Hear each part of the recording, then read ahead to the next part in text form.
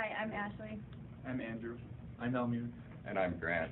And for our Electronics 2 final, we made a circuit that adds two signals together using a summation amplifier and putting it through a filter and outputting it onto a speaker. So for the first part of our circuit, that's a summation amplifier. Right here is our low-pass third-order Chebyshev filter, and here's our push-pull amplifier running the speaker. Alright, so in the summation amplifier, I got two 500 millivolt peak-to-peak signals from the function generator, capable of driving 10 milliamps. And the thing with the function generator is that it doubles the output. It's just a setting that we didn't really know how to change. So when it says 250 millivolts, we're actually inputting 500.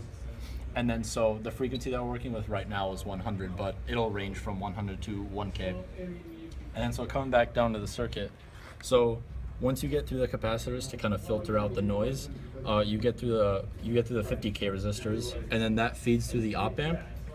And then so I made the gain so it would be times 2 for each signal, and then they would add up together to be 2 volts peak to peak, and then that outputs, and then as you can see there, so we got about 2 volts peak to peak, and then so my output would then go into the next circuit. Alright, so this is our third order low-pass Chebyshev filter, which takes an input from the summation amplifier that has a 2 volt peak-to-peak, and the gain of the op amp in the filter is going to be 2.3 times, so we should get an output close to 4.6 volts. And so it's going to pass all of the signals, frequencies below 200, and reject all of the signals above 700 hertz.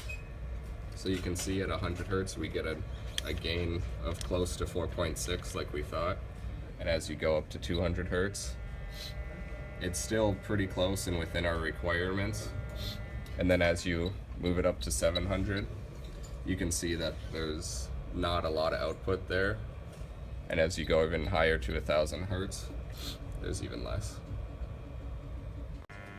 The final part of our circuit is taking a push-pull amplifier and taking the input from the low-pass filter, and then the output coming from the push-pull amplifier will be the 8 ohm speaker. And the push part of the speaker comes from the voltage being greater than 0, and then the pull part comes from when the voltage is less than 0.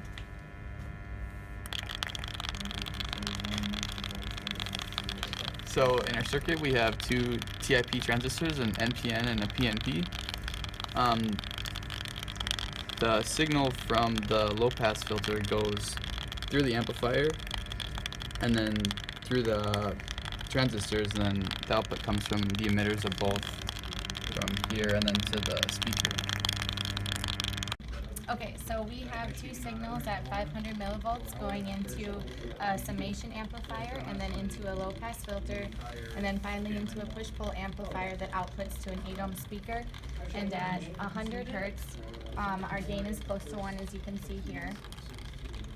And then as you go up to 200 hertz, our gain is still close to 1, but you can see it dissipating.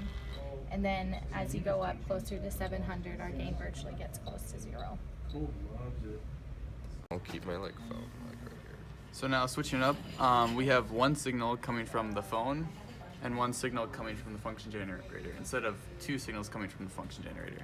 As you can see on the oscilloscope, we get the same output as we did with just two signals from the function generator. And then we can up the amplitude a little bit so you can hear it better. And so we're playing 100 hertz right now on the function generator, and you can just in real time up the hertz and hear the frequency changing. And then with this app you can also play a note like say D1, and that'll give you 36 hertz, or A2 for 110, and you can hear it on the speaker.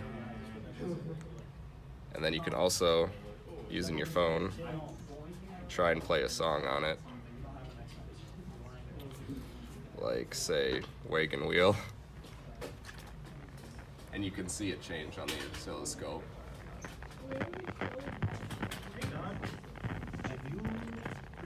Only passing low frequencies.